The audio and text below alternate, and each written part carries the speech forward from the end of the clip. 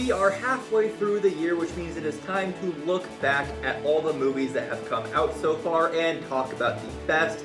The top 10 video will be the next video that I post, but for now I wanted to talk about some of my honorable mentions for the best movies of the year so far. These aren't in any particular order, these are just films I wanted to highlight that didn't quite make the top 10. First up to discuss is Mortal Kombat 2. This is a hugely entertaining film and just one of the best video game adaptations ever made, and it does so by remaining faithful to the source material and by just being an incredibly entertaining film filled with absolutely amazing action and cheesy one-liners that work very well. While we're on the topic of video game movies, we had a pretty good run this year so far. Namely, Iron Lung and Exit 8 are both great adaptations of small, pretty short indie games. These films share a lot in common. I do think Exit 8 is a little bit better. They take pretty short games and faithfully adapt them into very satisfying feature films.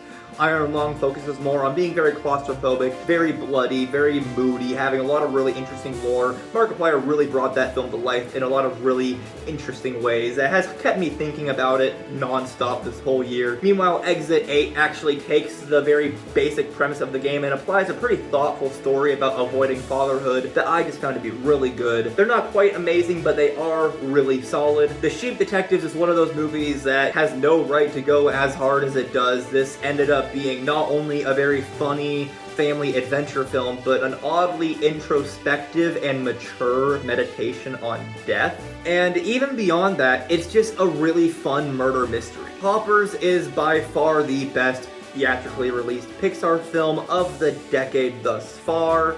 It is hilarious, has a lot of really great classic Pixar emotional feels, and just one of the most entertaining animated films you'll see this side of the 2020s. And the last film I wanted to shout out on this list, which was just barely outside of my top 10, was Good Luck, Have Fun, Don't Die. I loved it when it came out, and I loved it again when I rewatched it. This is just such an incredibly weird, inventive, original, and hilarious science fiction movie. And I'm not going to spoil anything else about it because you should absolutely go in blind. It's just a really great film, and I really hope they make a sequel, even though they probably won't.